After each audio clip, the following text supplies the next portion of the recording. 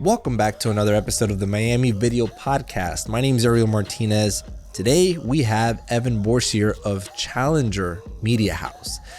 And on this episode, we're talking about how both of us have recently restructured our business, really kind of rebranded more than anything. And it's very interesting and unique, the reasonings that we both give, because we actually come from very different points of views, where I am a little more profit motive, Evan's a little more less of what you don't like and more of what you love to do sort of motive.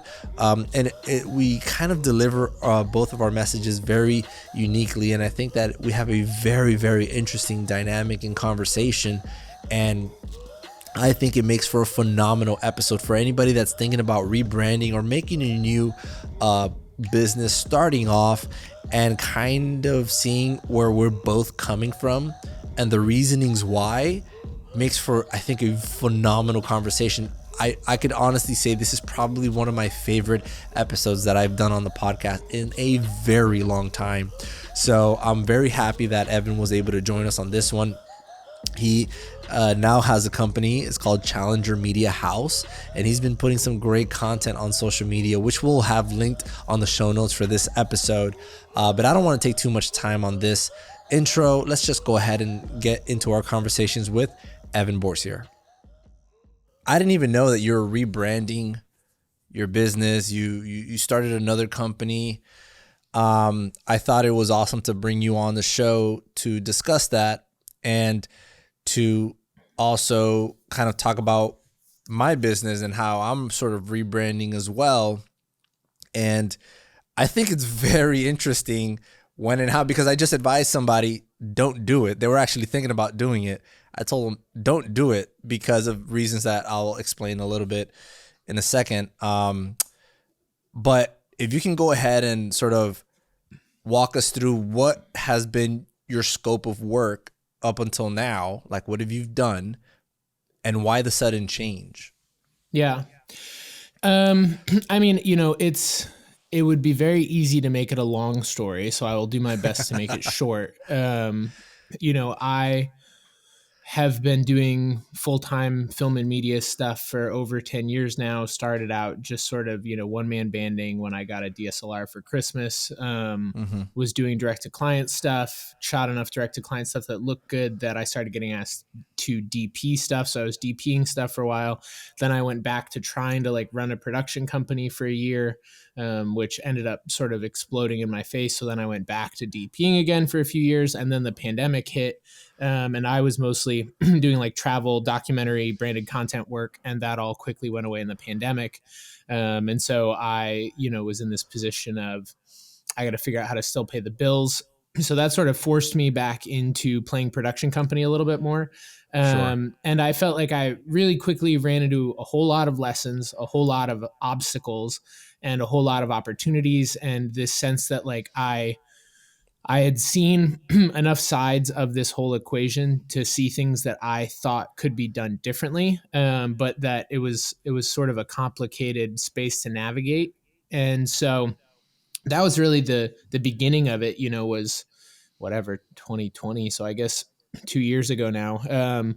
But that was the first point where we sort of went, okay, let's work on redefining this as a business, as a company. If you were really to take a shot at this and sort of put all your ducks in a row, what would it look like? But so legally, 10 plus years ago, when I started doing all this stuff, I filed a sole proprietor DBA with the town, which was Bourcier Creative, because I think that's what everyone did at that point, which I always hated, but never could come up with anything that I liked more. And so I was like, well, that's what we're going to do. And so legally for 10 years, that was sort of the deal. And that was part of me getting my ducks in a row, actually, was hiring accountants and bookkeepers, and they were like, you really need to file an LLC and put yourself on payroll because you're paying way more in taxes than you should. And so I was like, well, if I'm going to file an LLC, it's not going to be freaking Bourcier Creative anymore. So I'm going to figure out what the heck we call it to not be that. So that was really a part of, it's sort of like a number of different pieces of pressure that all came together, but that was what really made me go like, okay, we have to figure out what the heck we're going to call this thing now. Right. Huh. And then we came to Challenger Media Challenger. House. Yeah, Challenger Media House. So that's, I mean, I guess the to maybe double up on what you would say, I think I really underestimated how difficult it would actually be. And so, it started 2 years ago, and we went through a whole series of coming up with sort of positions and focus and names, and spending time on a whiteboard and buying domains and writing stuff and being like, this feels good. And then being like, I don't really love it, and sort of crumpling it all up and starting over again. So at one point it was Articulous. At one point it was Perspective Media. And then, after repeatedly crumpling everything, I think the big fundamental change for me was just sort of going like, instead of figuring out what I want people to think about me, I want to talk about how I see myself and the work that I want to do. So basically, what brought about the change was it tax purposes and like just establishing something that was never established? I mean, it was definitely a little bit of. It was twofold. Part of it was this strong sense I had that like I wanted us to sort of put a flag in the ground on like what we believe in, what we want to do, the kind of work we want to be doing, and the value of having a strong position and sort of like brand around that position. But then, the real kick in the butt to get it done quickly was, the accountants going like, hey, if you, file an LLC, put yourself on payroll and make an S corp election, we can save you $15,000. And so it was like, well, if I got to file paperwork, I don't want to do it twice, and I don't want to name it something stupid. So we're going to try and figure it out sooner than later. Yeah. So mine was a little bit different. My whole sort of approach to rebranding everything was, things were going great. My company name is just simply Ariel Martinez Films. As you mentioned earlier, that's pretty much what everybody does. And it was great. I was loving the stuff that I was doing. It was fantastic. But I was also doing big work. When I say big work, I mean like events, huge events, productions that require 20 member crews, that I had to coordinate for 3 days straight, and things like that things that just don't fall under films. I always felt that, it's hard to brand that, and it's hard to market that to people. That, on top of the fact that I have never done any marketing for my business. Everything I have is mostly word of mouth, and then just people just find me on Production Hub or whatever, which is great. And I thought, man, can you imagine if I actually put effort into marketing? And it's been fantastic. And so I was like, and then I just started looking around. Obviously, I was nowhere. If you try to find things that do my services, you probably wouldn't find me on Google, at least not in the first few pages. And I started seeing the people that were first few pages, and I'm like, oh man, I feel, I know I can definitely deliver better quality stuff than that. So this is my ignorance in the whole marketing world. So even though I feel I can do better work, they're still getting all the work, because they're putting all that effort into the marketing and whatnot. And sort of, I'm like, man, if I have a lot of work in Miami too. So I just started looking into sort of putting effort into the marketing and all that stuff. So I started looking at, man, should I just change the name? What are we doing here? I actually don't remember. I think it was actually, you know what? Before I even changed the name, I was thinking, let me just find a URL or just a website that has better marketing SEO capabilities, right? I didn't even think of changing the name. But then as I was looking, I purchased, no lie, I went and bought like $600 worth of domains, just everything from Miami video production and just everything that has to do with Miami productions, videos, etc. And within there, I found a gem it was miamivideoservices.com, and I was like, how is this not taken? Like, Mm. it was absurd that it wasn't taken. And then I started thinking to myself, man, I'm just take the dive, right? Just go all in, full on brand Miami, and just start putting effort into really pushing a production company. You know, like, you've been great by yourself. This is just me thinking to myself. You know, you've been great on your own, doing your own thing, and you still get the work. Imagine if you do put effort into this. I'm like, man, and I just dove into that. And then the whole thing with the podcast now, as you know, it's now Miami Video Podcast.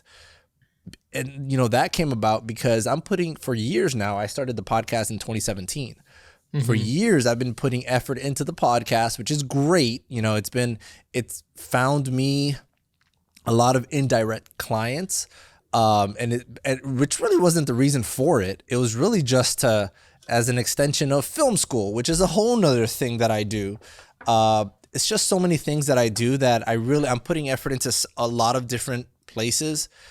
And I just don't, now I'm starting to, as I get older and more mature and more sort of aware of what's going on in business and all that stuff, I'm like, man, I'm putting so much effort into so many different things, and the return on it is kind of scattered as well, you know?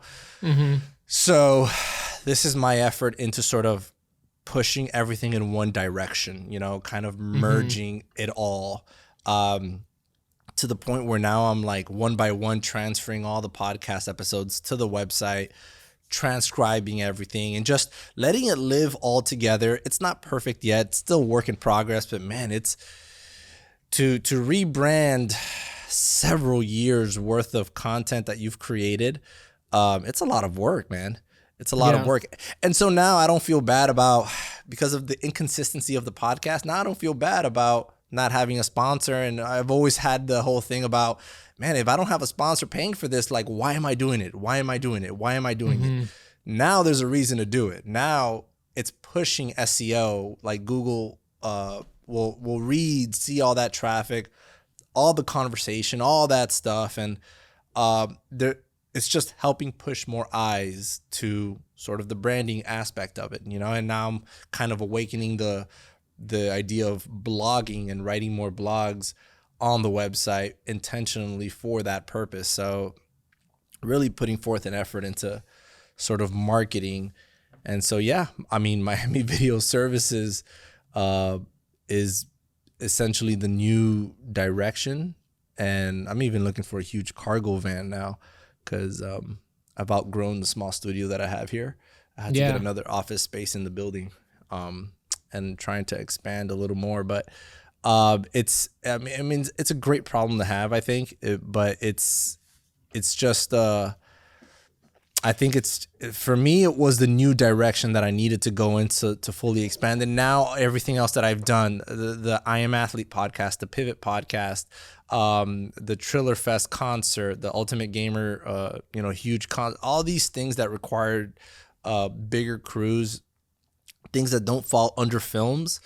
It's easier to market all that stuff now, you know, under Miami Video Services and whatnot. So it's just, for me, it was a pure marketing move for me, to sort of rebrand the business. And yeah, usually when I do things like that, I just go full go. Everything happens like in one day. Just shoof. Like, I made the decision that very same day. I got the LLC. I got the website. I made the logo. Like, everything happened in one day. But it's been quite an adventure. It's now, what, about 4 weeks out Nice. since that whole thing. And then I saw that you did yours, and I thought that was interesting. Yeah. Well, I feel like it's interesting, like, to what that. you're saying. I feel like there's such a big piece of this, which is like having sort of like clarity on what you want to be doing, Right. and what you don't want to be doing. Cause I think that's one of the big pieces of sticking any good, flag in the ground. And part of what we're really trying to be intentional about with Challenger is that we want to be very vocal about what we believe in and what we want to be doing, but we also actually want to be very sort of explicit in what we don't really believe in or support. Mm, Partially because it gives us a better connection to the people who value the same things as us, and partially because it just saves us wasting time on stuff that we're not really into. mm, So I guess because I think that was something I struggled with for a while, was like wanting it to be too broad, and we've sort of been intentional about getting narrower and narrower with it. So I'm curious for you, like, how does, and maybe this is the wrong question to ask, but it sounds like you're okay. trying to go broader and have more room for events and stuff, which is totally fair, but you're going narrower and that you're focusing on Miami. Why keep the word video? Hmm. Yeah. So basically,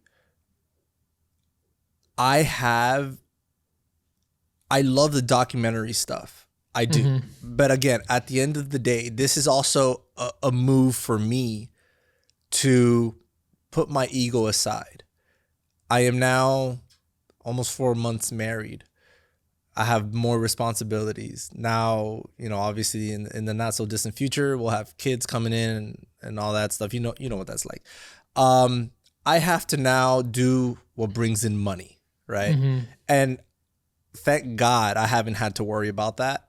I business is great. It's not. I'm not even complaining about that, but I'm not going to reject work that brings in good money just because I don't like the work, you know? So if I have to do more concerts, if I have to get a nice crew of people to handle a concert, and what I mean by handle a concert, I mean like the camera operators, the jumbotron, the live stream, all that video stuff, everything that falls under video that I know how to do and I can coordinate and do it, why not? Those are the huge jobs that come in, and in one pop, you can make a ton of money, right? Mm-hmm. And the goal of my business is to be profitable. I know that taking those jobs on, I can be much more profitable. So I made, seeing that it's harder to market those jobs under Ariel Martinez Films. It's because it doesn't market well with that, So under video services, live streaming, things like that, like I've done those jobs, and yeah, they're not the most glamorous oftentimes, but it's not about me now. That's kind of like where I'm at this point. I've been doing so much work, and don't get me wrong, I love the work. It's all, I'm still getting all the documentary work and stuff. That's not stopping. My clients still know me. I still have those clients. I'm still doing work for those clients. I'm just starting to open a door for other stuff. I've been getting more calls now for people to rent my studio out, which is phenomenal. I've never had that. So again, things like that, if I can broaden the scope of my work at the same time, maintaining not reducing the quality of what I do. And that's one of the things that kind of frustrates me about these other people that do the marketing as they should. They get all the work, but the quality of work that's being offered out here is not up to par. It's not up to the level that I know that it could absolutely be on. So that's kind of what I'm bringing to the table. Yeah. Like, don't just get somebody that's going to give you a cookie cutter production. Get someone that it has been there, done that, knows what it takes, knows the quality. And if it's not there, he's going to get it there kind of deal. So that's essentially sort of what I'm opening the door to. So yeah, I am getting more general. And it's funny because I've always told people, focus on one thing. I've been the one telling people, because that's kind of what I did. I focused on documentary, but while accepting conferences to shoot, while accepting podcasts to shoot, while accepting live streams to do things like that. And man, they bring great money. I'm sure you've had those jobs too, where it's not exactly glamorous, but they had the budget. They paid well. So that's kind of the deal there. Again, Makes sense. Taking my name out of it, opening it up for those kinds of jobs. Really, Right. it's a production company to do productions.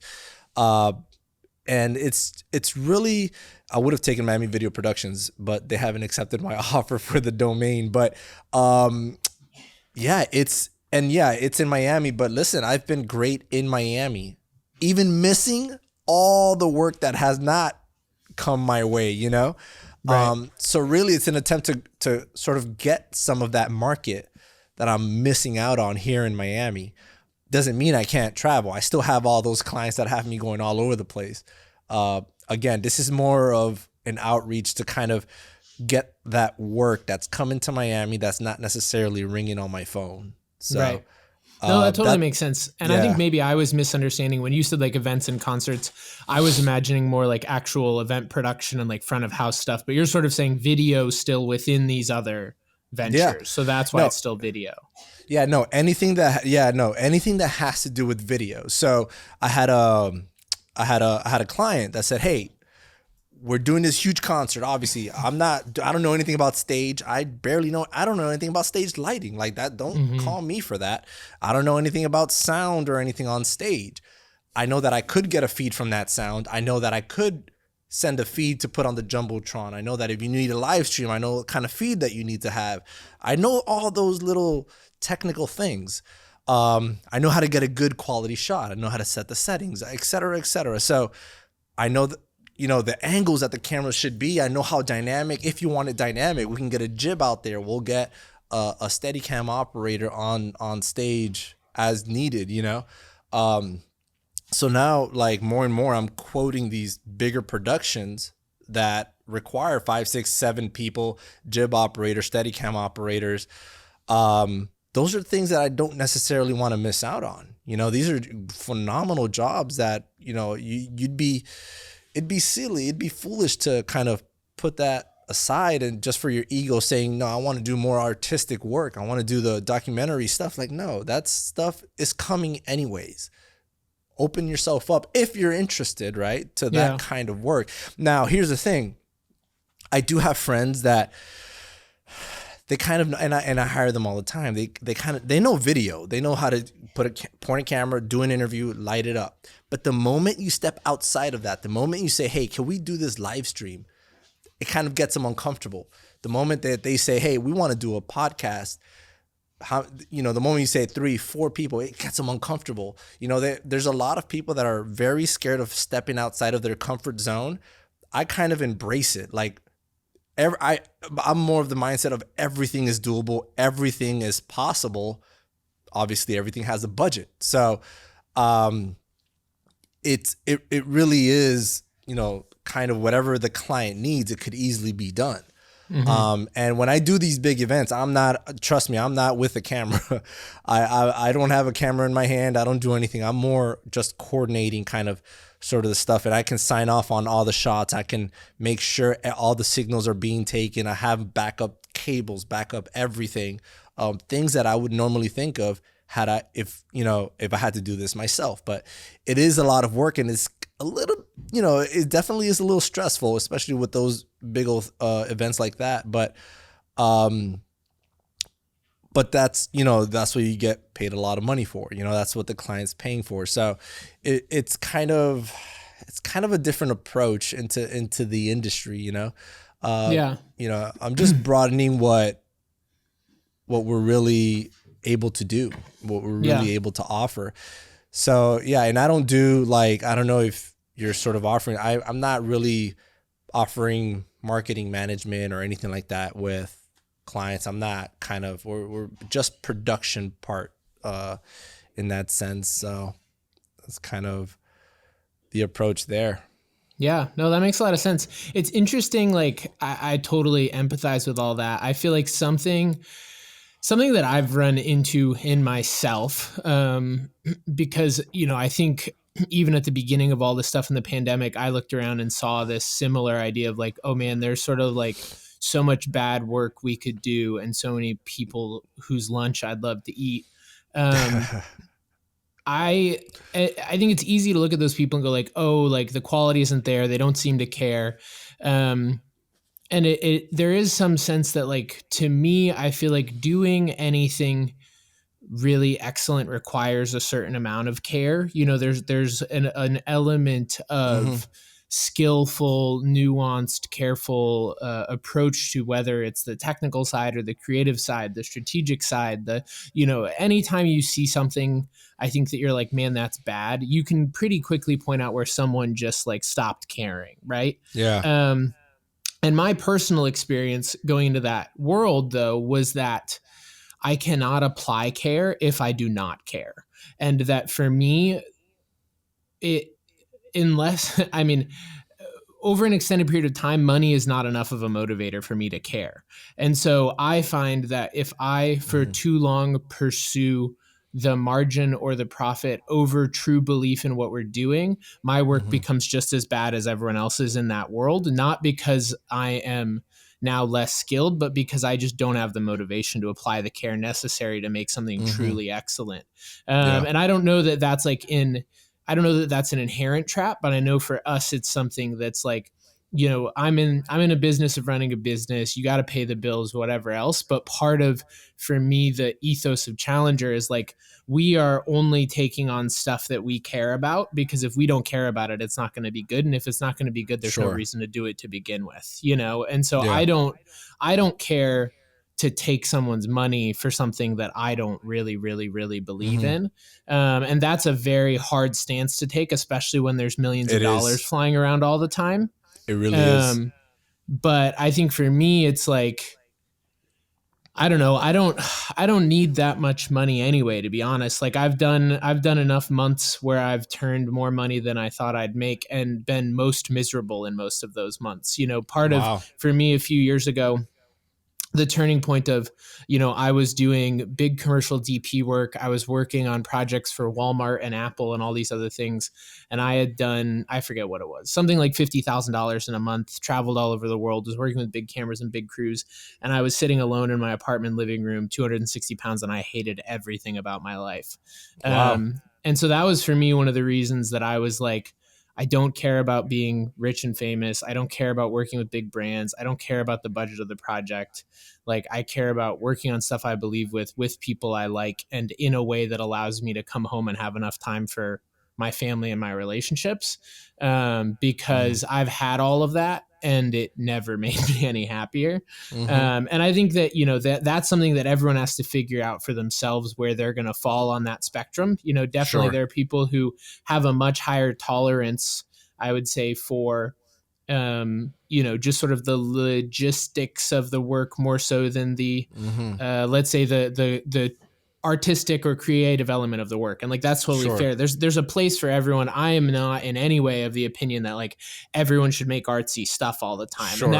that's also, I think, something that I've felt myself go down that rabbit hole of going like, okay, at the expense of everything else, I'm just going to follow my ego. And I don't think that's the solution. But it's like, for me, Mm-hmm. the pure artistic endeavor is not sustainable, and the pure business endeavor is not sustainable. And so for Mm-hmm. me, Challenger is really trying to find the balance between those two things Yeah. in a way that allows us to make the best possible stuff with the best possible people without frying ourselves on either side of it. Because everyone I know who's been in this industry for any period of time has gotten fried by one of those extremes eventually. And a lot of people, it eats them up and spits them out the back, and they never come back. That's good. That's a really good point to make, and very, very interesting and unique. To me, I feel like I don't know that I would ever, I'll be honest here. I don't know that I would ever find a client whose vision that I believe in so much that I would make it myself care that much about it. You know what I mean? And this is just me talking, right? So a client comes in, they want to make a marketing video for a new cell phone that they're coming out. They want to start a podcast for real estate it's just things that, yeah, they need video, right? So I'll Mm-hmm. be honest, what got me into video production in the first place is the fun of just playing with the equipment and just seeing what I can make with video. And personally, I don't know what it is about, I guess it's me.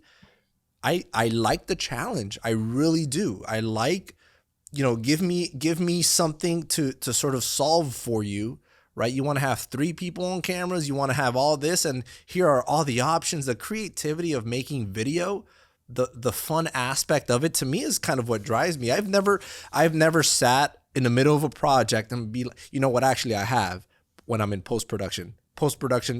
Oh gosh, that it's editing for somebody's video, that's kind of where I sit down and I'm like, okay, this is getting old, which is really kind of probably why I only do production now. It's not because I offered it. It's really, I don't, most of the time clients usually want productions. However, but in production, in the production aspect, dealing with the cameras, the lights, the audio, the every aspect of it, kind of coordinating all that to come together. I think personally that's fun. That's the fun part for me, and I love it. Now there have been messagings that I refuse to work with. There have been brands that I refuse to work with. There has been work that I've refused. There are definitely things that I would reject and still would. But to me, it's just the challenge and creativity that comes with making video and implementing that to send a message, to display a brand. That's just fun in general. For me, that's the fun part. And yeah, I say it just to me, and you know, obviously speaking out loud here, it just still boggles my mind that we can sort of make a living doing this, because it's totally. fun. There's some people that just fall in love with the message. There's people that have to be passionate about each individual project that they do. I don't think I'm ever going to be passionate about another client's brand. I don't think that I can. You know, I speak about this all the time. I'm a highly devout Christian. You know, that's what I'm passionate about. That's my main passion. That's why my funnest projects are the ones that I do for free for my church. I don't charge my church for anything that I do. Those are the projects that I actually love to sit in production, in post-production, in pre-production, the entirety of it. That's fun. Those are the people that I love to work with. And those are the ones that are, ironically, those are the ones that I don't get paid for. I don't charge. I will never charge my church. But it's just, to me, the whole aspect of video production is the fun part for me. And that's where I feel happy. I could have a 12, 14-hour day and have a huge smile on my face because of how happy I am that I get to do what I do at the level that I do, and still get paid doing it. So I guess, you know, I guess, you know, I started off talking about how, you know, making more and more money. It's great. That's really, honestly, ultimately, when you start a business, is to make money. But just to have fun doing it, to me, that's the happiness that it brings, you know, to be able to use video, something I love to do and play with, you know, and find solutions to problems that my clients have, you know.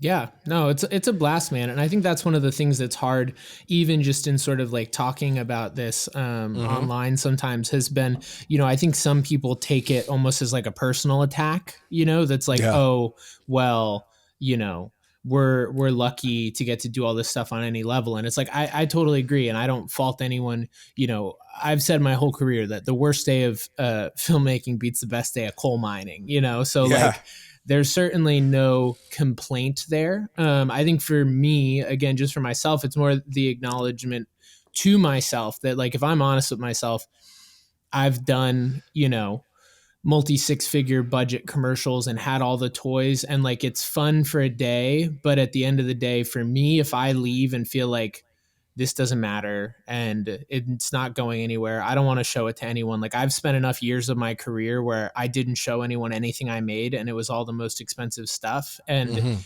for me, when I look back at it, it's like, dude, if I'm just doing this to make money, I should be in a different business, because there's better businesses to make money in. And like, I Sure. didn't get into this to make money. I got into this because I grew up with videos that changed my life. And I want to do that for other people. And there are brands, I think, that have room to do that. It's a very small segment. Like, to what you said, there's a massive chunk of the world that just needs content. And I honestly don't give the first shit about doing any of it. Like, I'm not doing real estate listing videos. I'm not doing whatever, because I just can't get behind it. But there's people, like, we've been blessed to work with Matt Fraser and the HWPO team. And like, their message is a message that I am like so on board for. That's been a part of my life. We got to work with Cody Fry, who's a musician out of Nashville, doing some incredible work. And, you know, he's trying to bring orchestral music back into the 21st century for all these band kids who like feel like their instruments are irrelevant. And so that's something that it keeps me up at night, getting excited to get that story into the world. And that's really the thing that I was sort of like when I sit here and go like, okay, like what's the biggest like corporate ROI training opportunity? It's like the Mm, money's fun, but I just get tired of it so fast. But when I focus on like the things that can actually change the world, it's the most energizing thing ever to me, and it doesn't feel like work, and it's that's really good. hard to get paid to do that. And Yeah. that's part of, I feel like there's always a tongue-in-cheek joke to every time I've branded something, and so like we used to have the super secret film cast, and the joke was that there is no secret. And the joke with Challenger is that every time I tell people what we're trying to do, they go, yeah, that sounds great, but it's really hard. And I go, that's why it's called what it is. There's nothing easy about this, Yeah. like, but that's why I Right. think it's worth doing. I think as you were describing the projects that you get on board for that keep you up at night, that get you excited about that, I think the reason why I'm sort of see things that way is because I've already found that, as I described earlier with my church, those are the projects that I'm already doing that I absolutely love. So that's kind of the reason why that's my ultimate, for me, that's my ultimate message that I want Yeah. to continue to create content for. And I already am. So that's already a privilege for me. So there's that. And then there's the livelihood. Right. So if I can increase, and kind of this is how I see it, if I can also increase the profitability here, it kind of frees me up a lot more to be able to make the content that I really like. Because again, I Right. said, I'm not really doing post-production for my clients, at least not as much as I used to. I'm only doing productions. So, and sort of coordinating productions and whatnot. So if I can free myself up more to be more involved there, that would be an amazing, to me, that's kind of what fulfills me. So I guess in a way it does, I am working for that ultimate goal. But using the rebranding of my business as an avenue to get there. Yeah, Um, totally.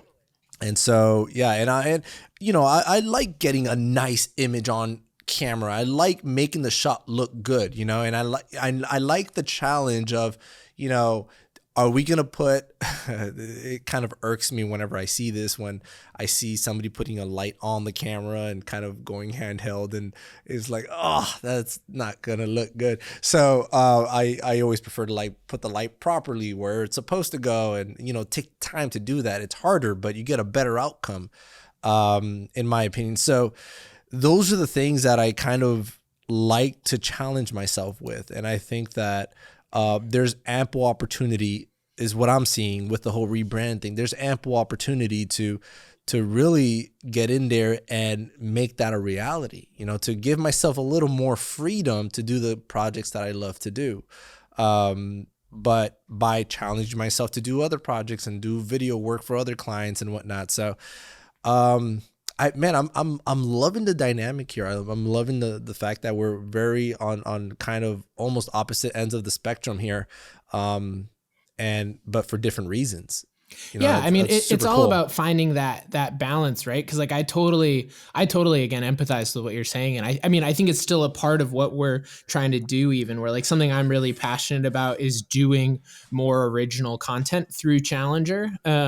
Sure. And that's something where like I want to be funding that, and so we're definitely still in the mindset of how can we use some of the more profitable client work to fund original content that we really believe in.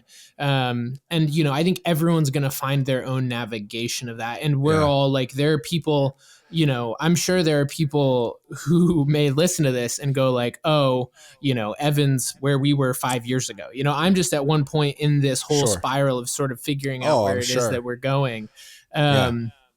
But yeah, like there's totally, I think, a validity to the robbing Peter to pay Paul way of doing things, and finding a way to balance, what's Mm-hmm. the commercial viability of what I'm doing versus my creative passion. And especially if your creative passion falls, I would say, like further outside of commercial viability or just your personal preference. Like let's say you at the church, you could say either I don't want to charge the church, or you could say there's really not enough money for this to be my full-time job anyway, so I'm going to go Yeah. do something else for the sake of being able to do this. And I think that's 100% fair.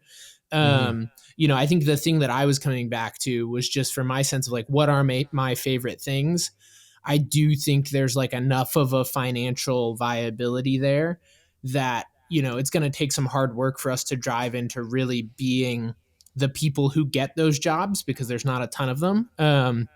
But that it's worth doing that. Where like if I was trying to do all, you know, I don't know, if my big passion project was like helping local musicians do performance videos, I probably wouldn't build the whole business around that. You know, like I'd be like, okay, let's go do something else, and this will be something that I love. And so I think everyone has to find that balance Mm-hmm. based on what their, you know, almost like quote Mm-hmm. unquote true passion is versus what their economic opportunity is. And that's where I don't think it's like a better or worse thing. It's just sort of a different depending on where you are, what your passion is, what your Mm-hmm. experience thus far has been. Cause like I'm sure in 2 or 3 years, like you will have shifted your perspective again, right? Like, Mm-hmm. and you will have learned some of what you really loved about this pivot, and there will be things that you didn't love. And we're even doing that as we go right now with Mm-hmm. Challenger, where it keeps shifting a little bit. And just I think that sense of trying to be self-aware of like, okay, what's working, what's not working, what were we too optimistic about, and what were we naive about, and how do we sort Mm-hmm. of like continue to navigate. Because it's like if you're willing to stay adaptive through all those like failures and obstacles, things just keep getting better. But my experience has been that every time in my career that I sort of try to lock it down and be like, okay, I've figured it out, I'm a commercial DP of this, whatever, that like after about a year, I hate it, because I've grown, but I haven't let my situation grow, you know? And so I think that's part of where like just leaving the room for growth, because if you're outgrowing your scenario but trying to be really rigid about it, I think for me that's a lot of the time where I've ended up miserable. And so I just sort of try to be aware to the fact that like maybe I'm optimistically naive about our intent right now, but like if nothing else, it's really fun and it keeps me Mm-hmm. showing up every day, you know? Right. And the funny thing is, this is actually the second time I do something like this. When I first started my business, it wasn't Ariel Martinez Films. It was actually 10 Gates Production. It was an actual production company. So Mm. basically, I'm going back to the original idea that I had for my company. Switching it to Ariel Martinez Films was really more of an effort to sort of brand my name, because I see all these DPs out there doing the work that I'm like, man, I want to do that work. So I did there. I'm doing that. I've done it. It's great. It's fun. Still doing it today. But at the same time, I'm still doing all this work as well, the work that we've been talking about. Mm-hmm. And I'm getting more and more calls on that. And so this is kind of more of a, man, if it's all coming, and I don't know. And like I said, like I'm sort of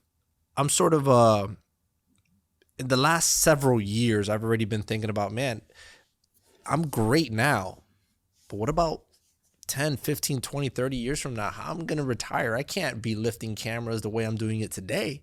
I got to set something up for that as well. So kind of setting the stage for a retirement type of deal, maybe having a business where it's just nonstop calls coming in. Again, I'm stepping away from myself, what I wanted to sort of brand myself, and really start branding a company. It's something that to me has outgrown me already. I'm doing these jobs where, there's several days that I'm on set, but I have 2 and 3 other jobs going on at the same time, and I'm coordinating several people on all these different places. And you know what? It's really turned into sort of a producer role than a DP role kind of deal. So really it's just migrating the business to reflect the scope of everything that I've been doing, and Mm-hmm. it's just one of those things where are you gonna continue to stick with that? And to me, it was more important to make sure that I'm setting myself up for the future, right? And to make sure that I'm being as profitable as possible. Because like I mentioned earlier, now I just have a sort of different perspective on it. I'm recently married.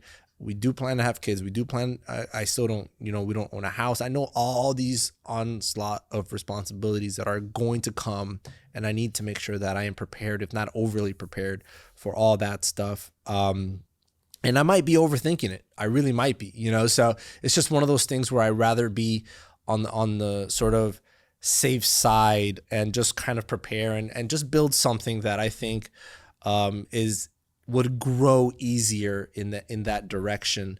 Yeah.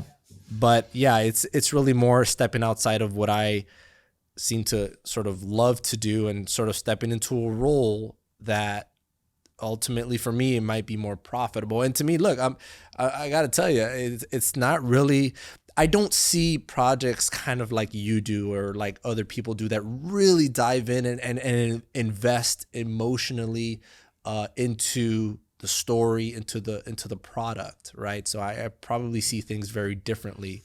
Again, to me, it's just playing with these toys that allow us to make motion pictures, right? Yeah. And sort of how can I get this and provide a service to a client that they're willing to pay for. Yeah. So No, and that that's totally makes sense, sort of man. that direction there. And again, I absolutely appeal, and I can see the those that want to maintain what I've been doing sort of for a while. Just do the art, the work that you love, that you can get behind, that you love to do. But to me, I don't know if I've been honest with myself all this time. It hasn't, I've been doing it the whole time, but it's really kind of the playing with the equipment and making videos in general, Yeah. so that's the real fun part for me. Yeah. And sort of, but yeah, I don't dive into a client's product and get that invested into it. I definitely, obviously, it's to my best interest to provide the best product possible. So because of that, I have to learn marketing. I have to learn messaging. I have to learn storytelling. I have to know all that stuff and appeal to emotion, appeal to statistics, appeal to all that stuff. And so I am able to still help a client find the best direction that they should go in with regards to video and video production and all that stuff. And I can make great recommendations because of the nature of my work, so it's kind of like that whole thing. It's kind of where I'm it's led me to now, so Yeah. I feel like this is the inevitable direction that it had to go in anyways. Yeah, no, I think that makes a lot of sense. And I mean, I think the one thing that I would say to that is that like you should always be brave enough to trust your gut and take a shot, Yeah. And so like if that's the part of you that feels like this is the move, then like Yeah. I think you should take the move, because the only thing worse than taking a move and it not working out is it eating in the back of your brain in 10 years. Like, what Yeah. if I had made that pivot, And so Yeah. I'm really excited to see what comes of it for you again. Like, cause I've seen a bunch of people go through it, and some people really land there. Some people really pivot again. It'll be fun to see sort of your processing of that. I'm just curious, like something that comes up to me just listening to you talk about this is like, if you sit and think about it for a second, what is your favorite memory making something? I'll be so there's I'll be honest with, making something is with my church. Honestly, the stuff that I don't get paid for. Those are the funnest shoots that I've been on, because this is my family that I'm making stuff with, right? Everybody has a great attitude about it. Everybody's very patient, Now, if translate that to, put that aside, let's say work. I mean, I'll be honest, I really like the big productions. I really like these productions where I have to step into the producer role and do nothing but coordinate personnel, coordinate equipment, coordinate locations, do some tech scouting. And it's funny because I didn't even pick up a camera, but really in the whole grand scheme of things, I'm the one kind of testing all the equipment, making sure it all works, hiring the audio people, and just coordinate and make a really awesome production come together. Those are like, damn, after a 3-day shoot at Ultimate Gamer, man, we had 17 cameras on rental. We had like 12 camera operators. We had 6 audio guys, 4 photographers, 2 roaming cameras for beat. Like, it was just absurd. It was a lot of people. That was fun. That was Yeah. fun. Stressful. I didn't sleep at all, but it was fun. Like, I like And that. what did you love most about it?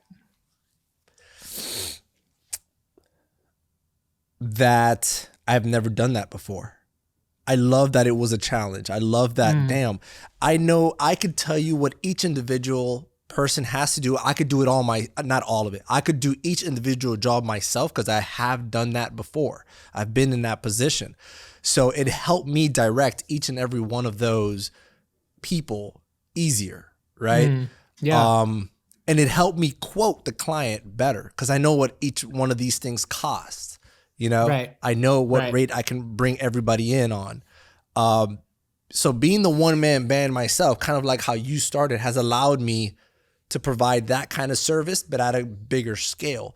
Things that, from at least the people that I've spoken to, would not have been comfortable stepping into that role. Right. I definitely embraced the role of managing a crew of people. And I'm only talking, listen, I talk like I get jobs like this all the time. I've done this 3-4 times maybe per year, but it is fun. It is fun. Don't get me wrong. I also love the 1 to 2 person crews that I get to direct and sort of do quick interviews and B-roll type of deal. Those are still very, very profitable as well. Those are fun. Yeah.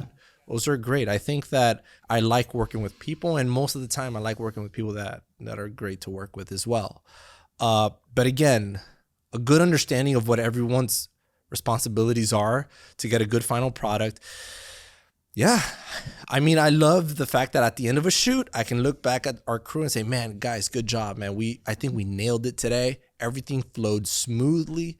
It's never going to be, I mean, there's always something that's going to, you forget a battery, media, whatever it is. I don't know.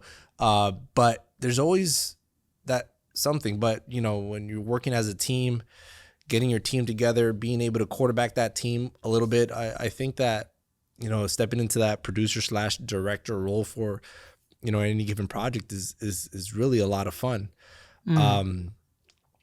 But again, here's also the thing, like I mentioned earlier, there's jobs that I would still take for as long as they're paying my rate, not a problem. You need to go and be a human tripod. As long as you're paying my rate, again, it's really the business aspect of it. You know, I'm not invested in that, but I'm going to do the best job that I possibly can based on the experience that I've had in the past. But yeah, again, different motivators. Yeah. It really is a different motivator for me. What do you love about the church stuff the most? The creativity. I can really get creative with it. And why? Because there's no preconception on what this is supposed to be. My church is not used to having content like that, you know? And they're not paying for it either. So they kind of, even though they're getting a phenomenal product, they're not paying for it either. With my clients, I like creativity with my clients as well, but I don't go too far outside I don't go too far out there, because if they don't like it, I mean, they already paid for it. I don't want to upset them either. I try to stay within certain guidelines. I still get creative, don't get me wrong. I try to stay within certain guidelines.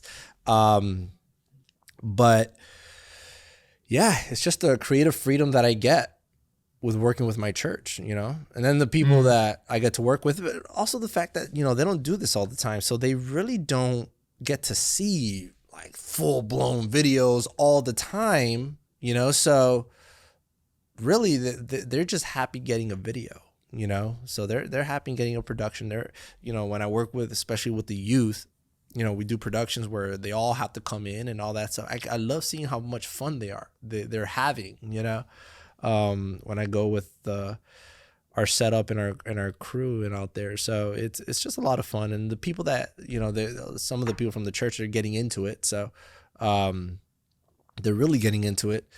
And so I'm able to teach them and sort of they can start doing little projects at the church as well. So that's the fun part as well.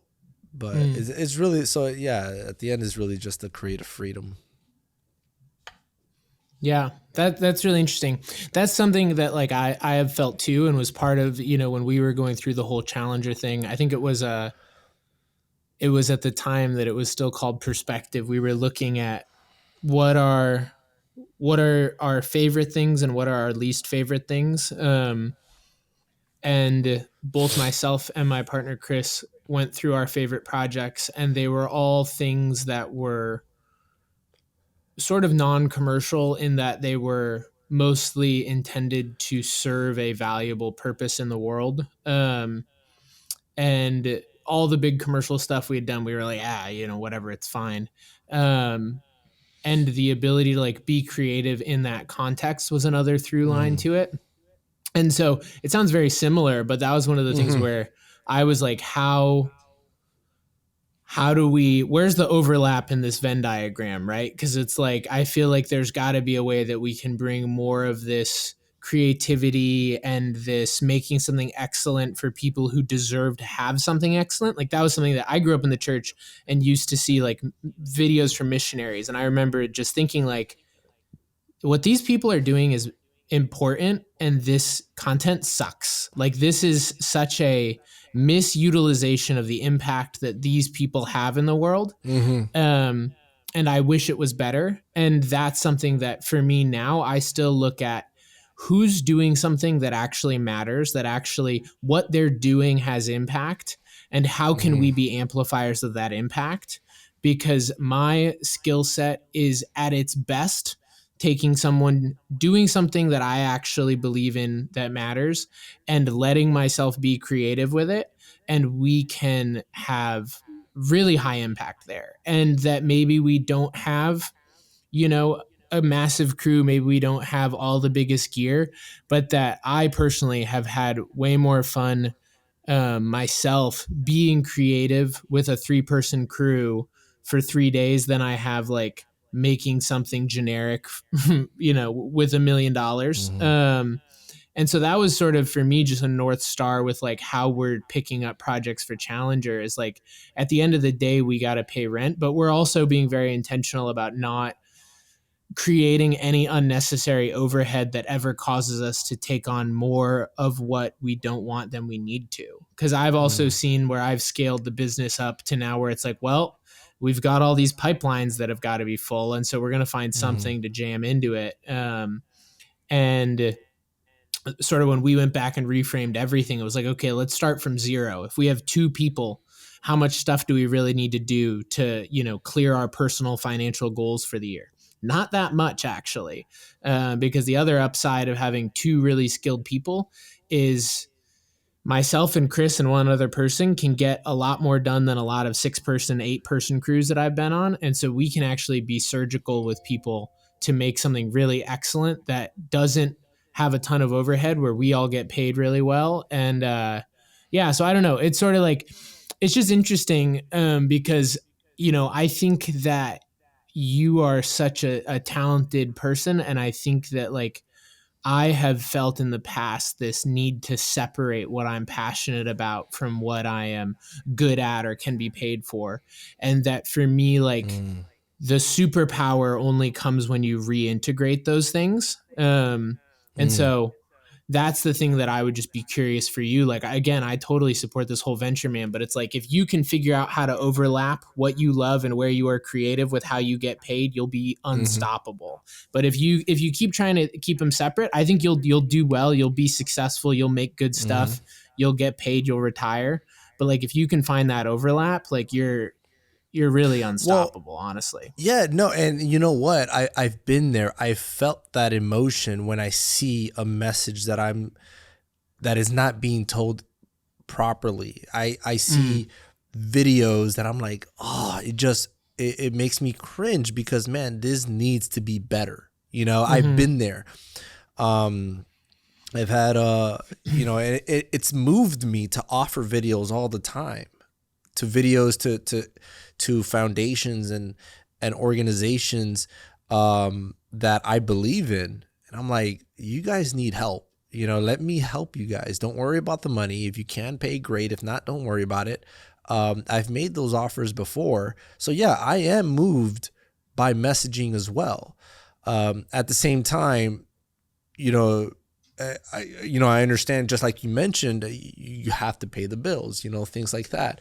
And so for me, the name of the game has kind of sort of been, how can you be profitable yet be able to do all these sort of projects? And, to me, what are you doing between the projects that you love? You kind of have to do other projects that you're not so thrilled about. But that doesn't mean it necessarily makes me,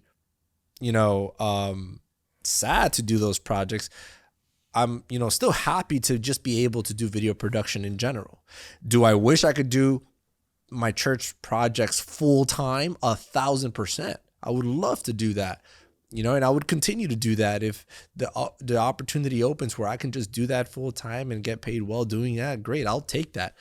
But the opportunity is not there, So I'll continue to do video content for clients that need it, and to sort of need that to, and they continue. So long as they continue to fund it, I'm going to be there to make those videos.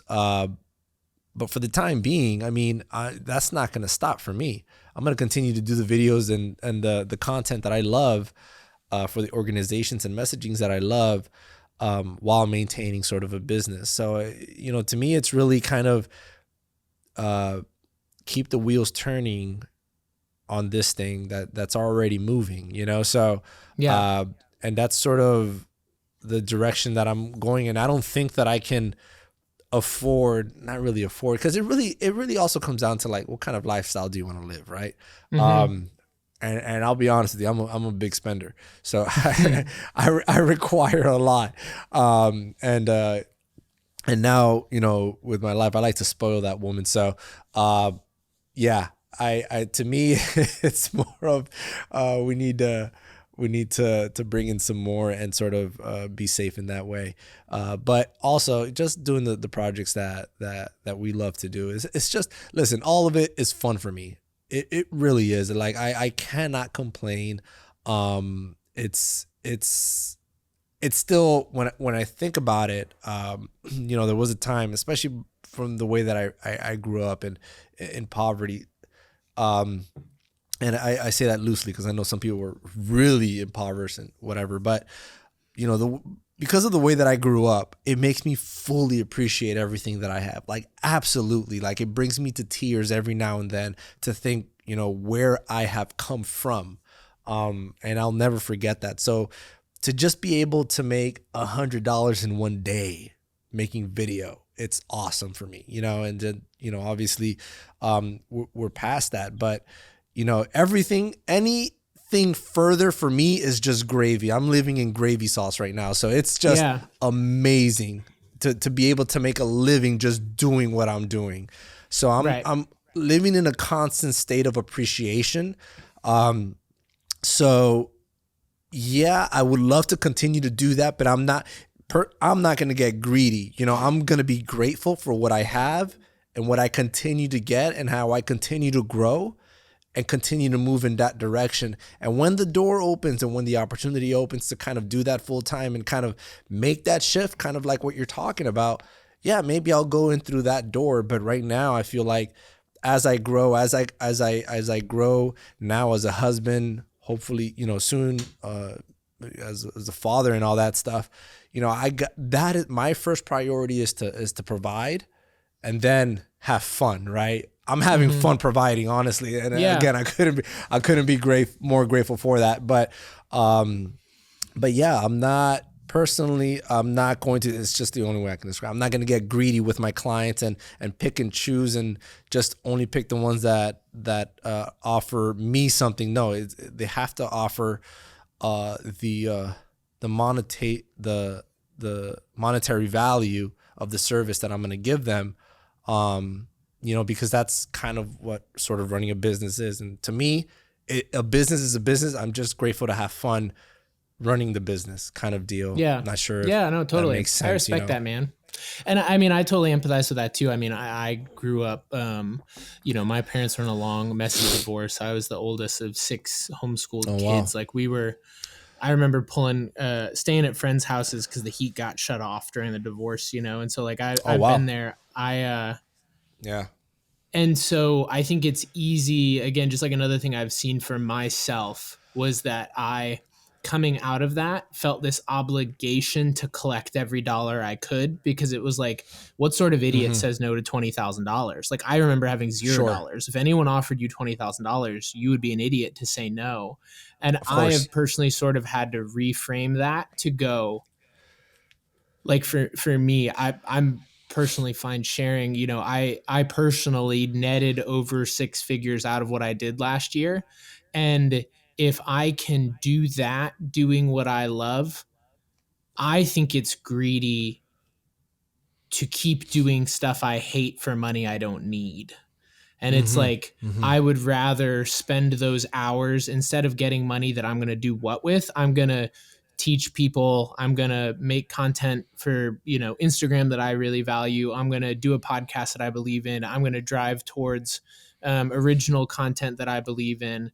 And so, like you said, everyone has a different line there on like what their business needs and what they need and what sort of work they need to take on. Mm-hmm. But I found that for me, there was this sort of never ending trap of more is Mm-hmm. better. And that sort of starving poor kid from when I was young always wanted more money in the bank. And Mm-hmm. that my experience with that too was like, I remember when I started out and I had $400 in my checking account. And I remember feeling like a big deal because I had $1,000 buffer. And then it was like, oh, what if I had a $5,000 buffer? And then what if I had a $10,000 buffer? And then you go, what if I had Yeah. $100,000 cash in the bank? And then like you have $100,000 cash in the bank and it still doesn't feel like enough. You still are like, well, what if the jobs don't show up next month? What if Yeah. whatever else happens? And so for Yeah. me, there was some sense of like, this never ends. I could have $1,000,000 in the bank and feel this way. So I have to go back Absolutely. to figuring out, how do I get what I actually need and what my family actually needs? And then how do I shut it off? Because otherwise, my other experience was I almost got divorced because I was burning myself out chasing money at the expense of Sure. my relationship. And it was money we Sure. didn't need and it was fame that I didn't need. But, that poor kid was like, you can't say no to this job. Yeah. Who says no to $6,000 for a date night? And it's like, well, that in the long run, the date night's worth a lot more to me than an extra $6,000. And so it's just like, it's a complicated equation, right? That like we're Oh all trying to yeah. figure out, and that we're all privileged enough to figure out, which again, I'll acknowledge, like it is a privileged position to get to decide date night or $6,000. Not everyone gets that problem. But I think if Yeah. we take that for granted, at least again in my own life, if I just tunnel in on like money, money, money, or the work or the creativity, everything gets out of whack. And so we all sort of have to Sure. constantly be recalibrating for like what's valuable here. Yeah. Because otherwise, like I've gone whole years down my career into burnout to then find out that I had like dropped all the balls on everything that actually mattered to me.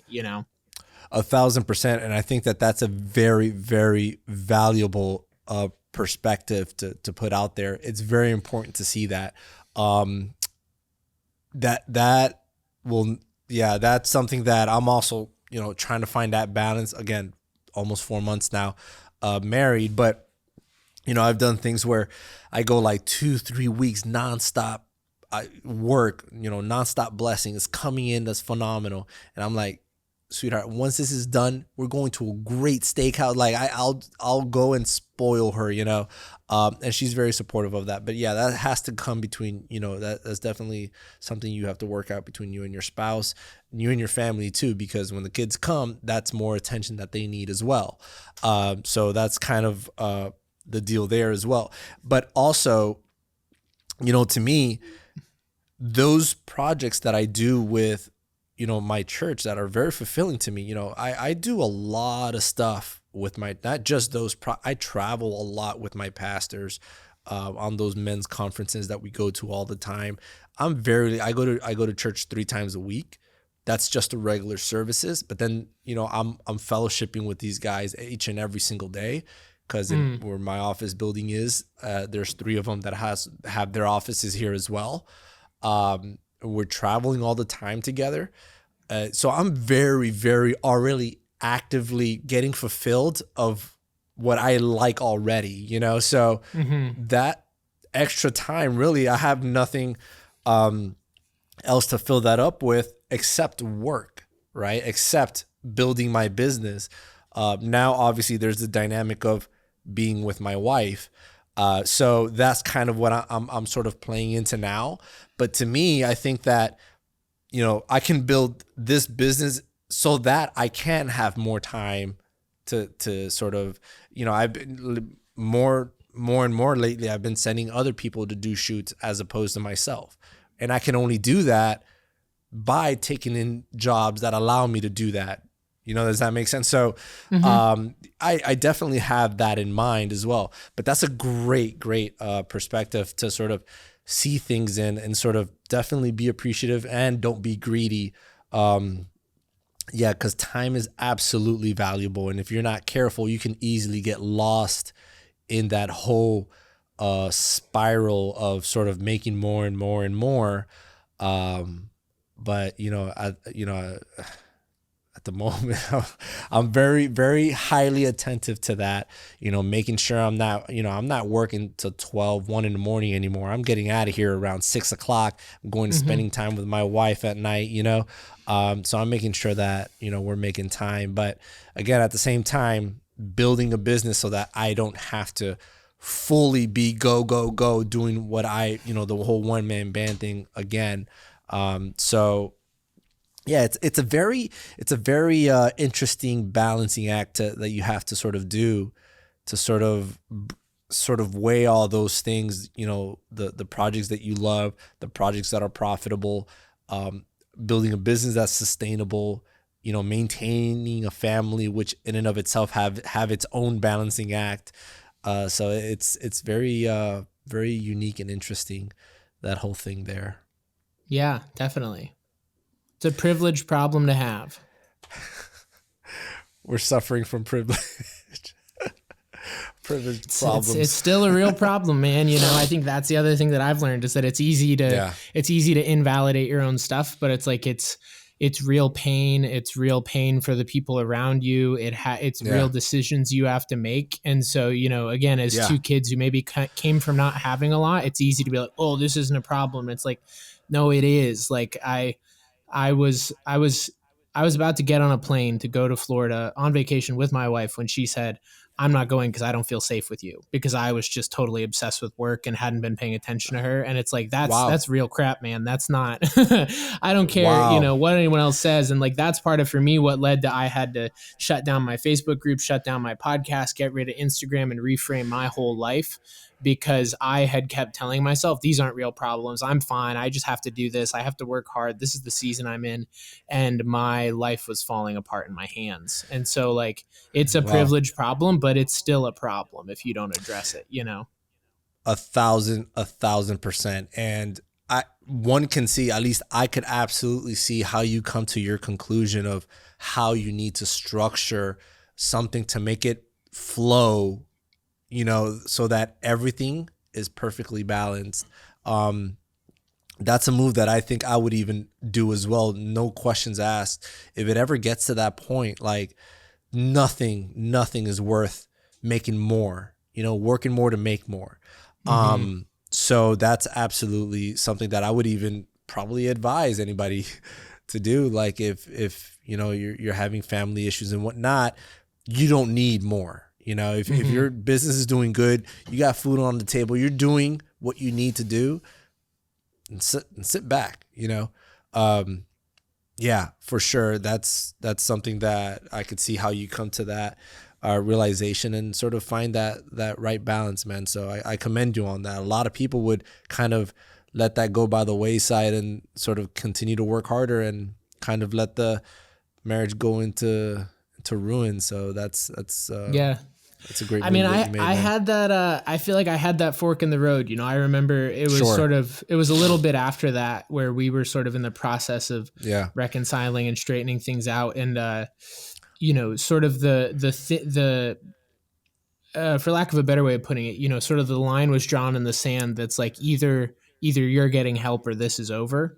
And I Wow. remember sort of like seeing the two doors that I was like, okay, I either shut this down and go try and like figure this out, or I like get a condo in Miami and like lease a Lambo and like live the Instagram influencer film guy life. Lisa Lambo. Um, yeah, but I Do think that. also, I was 24 and doing a whole lot better than I thought I ever would. That was sort of the future I saw for myself in the other option, and it was like, Wow. man, I don't actually like that much. Like Right. I don't know. I enjoy nice things as much as the next guy, and I have a propensity towards spending myself. But like every glass of Blue Label that I've drank, and every pair of Yeezys that I've had, and every BMW M series that I've driven has been less satisfying than the ability to go, I'm going to take 2 weeks off and just go to Florida with my wife because I can. Yeah. And so that's like, I think that's another thing that I've come to really value is that like if I run my business really well, I actually don't have to work that much at all. And then I can Yeah. do whatever the heck I want the rest of the year. And like that's Sure. something that the little poor kid in me is like, that's friggin' sick. Like, That's amazing. That's yeah. amazing. I love Uh, that. I totally surprised my wife with a quick trip to New York just for her birthday. And I'm like, to be able to do that, to have a job that allows for that, that's amazing. That's amazing. Yeah. And again, so I'm glad that you mentioned that, because now you can sort of see kind of where each of us are coming from. So I've never had that situation where you're working too much, it's affecting us this much that this is about to happen. For me, it's, man, this is about to happen. I need to provide. I know, she's going to want to have kids in about a year or two, and et cetera, et cetera. So I need to kind of put a fire under my butt and start making more money, sort of, because I know that, I don't think she's going to hear this, but she's a spender too. So, and I like, well, I kids want are expensive, man. What's That the too. stat? We just read the No. stat. I think they're saying the statistical average to get a kid to 18 now is $270,000 or something.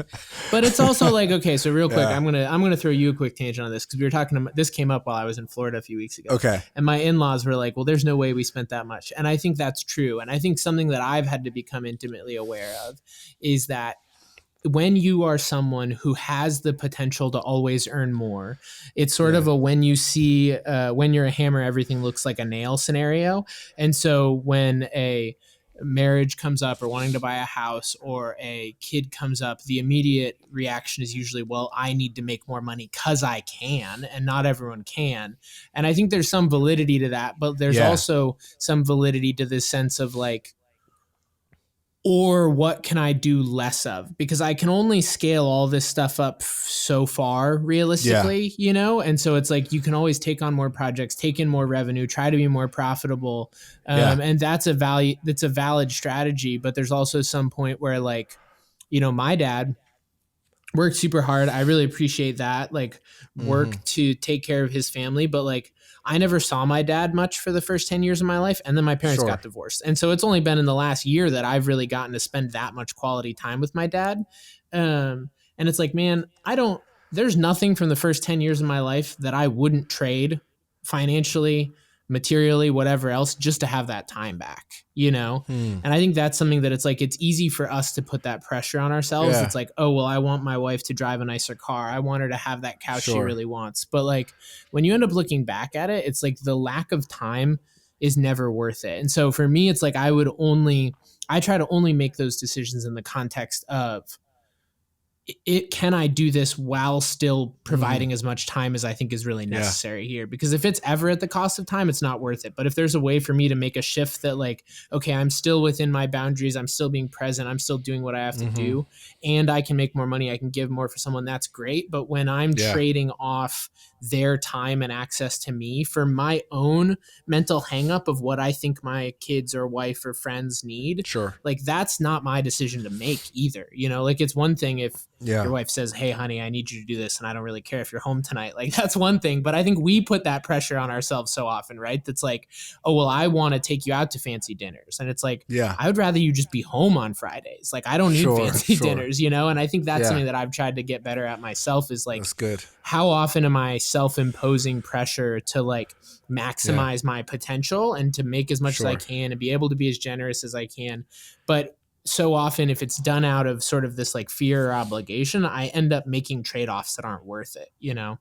Yeah, no, 100%. And I think that I definitely put that pressure on myself, but I didn't see that. So, for example, before I got married, I was paying myself, not, I was paying myself very little because I really didn't need that much. So I was Mm-hmm. investing a lot more into the business. And what I mean by that, getting an office, buying more gear, offering more services, et cetera, et cetera. So really now the real difference is going to be either get more work or spend less on gear kind of Mm-hmm. deal. So, and it is what it is. If we're able to do it, great. If not, then yeah, you have to make some sacrifices.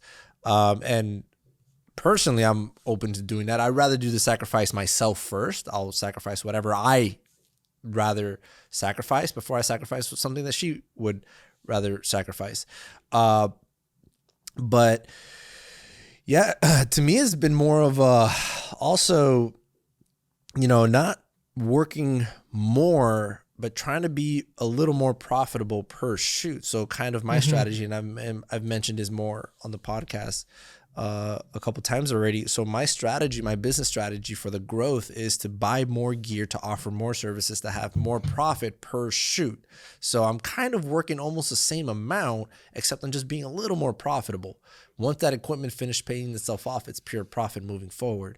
So As that's kind long of as the one caveat there, because I've done this, I see so many people do this. It's a great strategy, but the one trap, which I'm not saying you've fallen into, but I've fallen into, okay. is that is only true if you don't immediately reinvest it every time. Because if you keep doing that, you're just sort of a snake eating its own tail of I am spending the money to make the money to spend the money to make the money to Oh spend the money yeah, to make the money. And like at yeah, some point theoretically in the future, if you cash it all out, you'll be ahead. But I think yeah. there's this really easy trap to Mike Michalowicz talks about this a lot in his book Profit First, which is that like our nature as humans is to scale expenses to meet revenue. And so we Mm-hmm. will always sort of find ways to spend the money to make the money. Sure. And so Profit First was something that really changed that for me of going like, I need to make sure that I am like setting aside money that I'm taking out on the front end of this, because I know people, I was talking to a guy a few weeks ago who was like, I had a production company doing music videos and we did $1 million in work and made $0 at the end of the year. So you can do a ton of work and spend a bunch of money and not make any Yeah, money, but you have to sort yeah, of be intentional about going like, because I don't know, I've just seen a lot of people dump hundreds of thousands of dollars into all sorts of fancy gear, and it's like, yeah, you're getting rental checks every month, but they're just paying for the new gear you're buying. Like you're not actually making any money, and you're just giving yourself more anxiety because now you've got 10 grand a month in payments you got to make, where it's like, I don't know, that's part of why I have my FX9 and Sigma stuff now and whatever, is like it's all cheap enough that I don't worry about it. And when it all goes out, great, and when it doesn't, I have zero stress about it. So it's definitely a yeah. personal decision, but it's easy Well, to get I caught in that cycle, I guess is what I'm saying. 1,000%. I can see how somebody would do that. Thankfully, fortunately for me, like everything I buy, nothing's financed. Everything is already paid for. So when I say pay itself off, I mean like, so I keep track of when I rent it out and how much Mm-hmm. that one item made already. So Mm-hmm. I can see when I've already accumulated that back. But yeah, no, you're right. I'm definitely one of those people that kind of makes the money and kind of reinvests it into the business. Again, like I said, I've sort of started shifting a little bit in that now I have to sort of pay myself a little more. So I have to buy less gear, et cetera, or not buy it as frequently.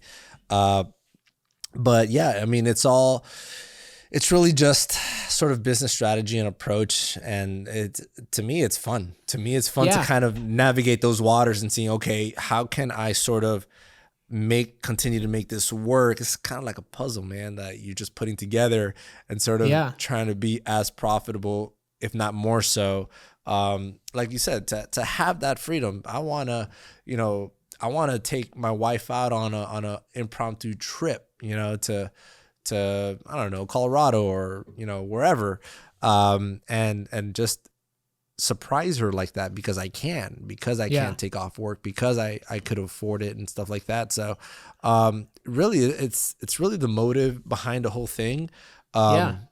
Working smarter, not harder is kind of a very known sort of saying. But yeah, to navigate those waters is really just, you got to be careful because you could get yourself into from one problem to the next and not even know it. Right. So definitely glad you mentioned your sort of reasoning behind it. Absolutely makes sense now. So that's something that everyone should keep in mind, you know.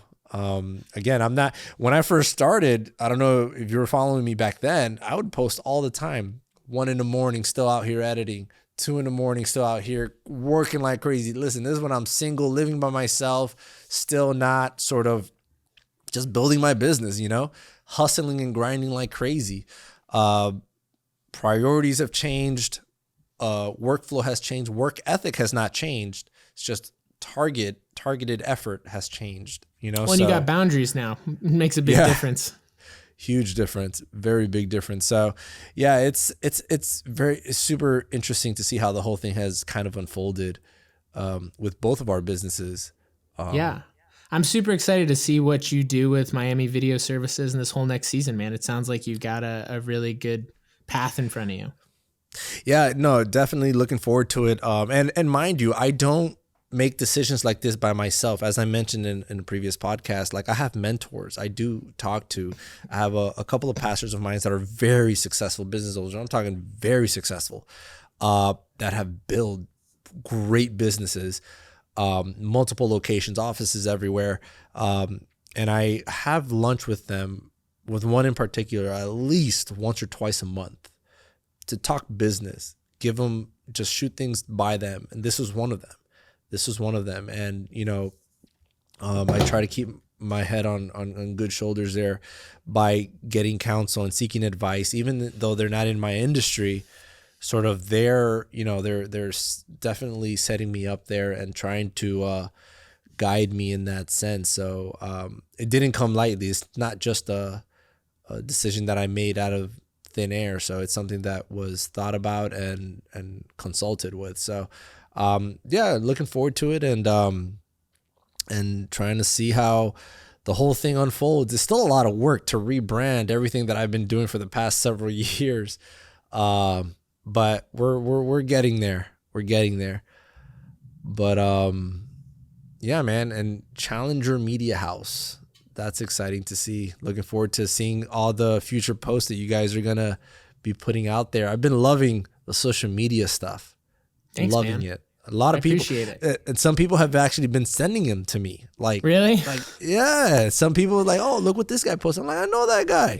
Yeah, he's this is my man Evan. So they've been really loving the content. It's really speaking to them, and you could tell that you're really diving deep into the information that you're putting out there. Just so it's definitely it gets me interested in what you're gonna say next, because those are things that are not thought about, in our industry when people think about projects and things like that. And I love the ones where you're calling filmmakers liars. That's so good. It's so true. It's so true. Once you explain everything behind it, it's really, really good. For those that don't have any context, just go follow.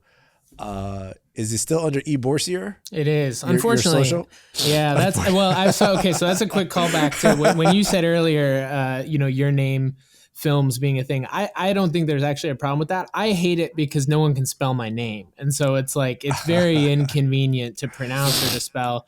But yeah, if anyone.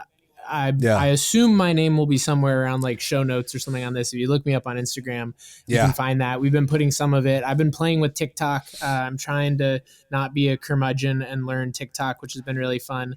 And then I guess I will also selfishly quickly plug, we've got a new original podcast coming out called Sharing Notes. and that is on Instagram at Sharing Notes Pod. But if you like conversations like this, you'll probably like that. We're having them with with people like you. I mean, I would be totally down to do an episode with you, actually, because I think this has been really fun. But we've That'd be got awesome. a podcast coming up with Phil Jones, who is the author of Exactly What to Say and Exactly How to Sell, and talking about words and the decisions in how we use words. We're going to be doing an episode with Dallas Taylor, who runs De Facto Sound, which is a massive sound design company and is also the host of 20,000 Hertz. So to what you said about mentors, something that I have found really valuable is that most of the problems that you run into for any venture where you want to be excellent are the same across various ventures. And so we're really Yeah. trying to bring together people who are top tier at whatever they do. And, you know, the idea of sharing notes is like, hey, let's hash it out and see what we've learned, see what works, see what doesn't work, and share Yeah. what we're struggling with right now. So, you know, very much conversations like this. And I think a lot of things that other filmmakers and video production people would get a lot out of. So hopefully we'll have an episode up by the time this is out. If not, you can still find us on Instagram. Dude, that's awesome. And it's going to be on all the platforms, all the podcasting platforms. Yeah, that's the plan. You should be able to find it wherever podcasts are sold. Awesome, dude. Dude, this has been an incredible conversation. I didn't think it was going to go to the direction that it did, but I'm happy about everything we discussed on this one. That's awesome. No, I really enjoyed it, man. Thank you so much for having me on. And thank you for your willingness to, I guess, just be like honest and vulnerable about all this stuff, and to have the courage to have that conversation publicly. Cause I think it's something that your audience will get a ton out of. And a lot of people aren't honestly just like brave enough to have in this context. So I really appreciate that and respect that about you. And I hope people get something out of it. Awesome. Thank you. Likewise, man. So I know you just plugged in the new podcast. Where can other people find the rest of your stuff? You know, we're on Instagram at Challenger Media House, my personal Instagram, TikTok, whatever else is at Evan Bourcier. I'm still on YouTube and putting some of the short content there. I've done a few longer videos. I don't know. I'm sort of like wavering on YouTube. The algorithm has not been friendly to me lately. But yeah, that's the main stuff. Instagram and TikTok are really the main places I'm at right now outside of the podcast. Sweet. We'll be linking all of that on the show notes for this episode. Thanks for coming on, man. Appreciate it. Yeah. Thanks for having me. So there you have it. There's my conversation with Evan Bourcier of Challenger Media House. We'll be putting links to all of his work, his social media, his TikTok on the show notes for this episode if you guys want to go and check that out. Super looking forward to his podcast that he's going to be creating. And I just found our conversation very unique and very, I think, genuine in our approach. And as you can see, we kind of held nothing back. We sort of shared everything, our reasonings behind the way that we run our business and kind of the new direction that both of our businesses are going in, and for very different reasons. So whether you want to be profit motive or you want to just do more of what you love, and I think neither one of those are wrong. I think there's something there for you, and for anyone that is looking to start a business, to restructure, to rebrand, do it for the right reason. So I think this makes for a really, really good episode. So for those of you that want to check out Evan's links, I'm putting the links in the show notes. You could also go to MiamiVideoPodcast.com, check out the episode and see the links there. Wherever you're listening to this podcast, make sure you're going and subscribing. Give us a good 5-star review. We really, really do appreciate that. And I appreciate Evan taking the time to talk to us and share with us on this episode. So until next time, I'll see you on the next episode of the Miami Video Podcast.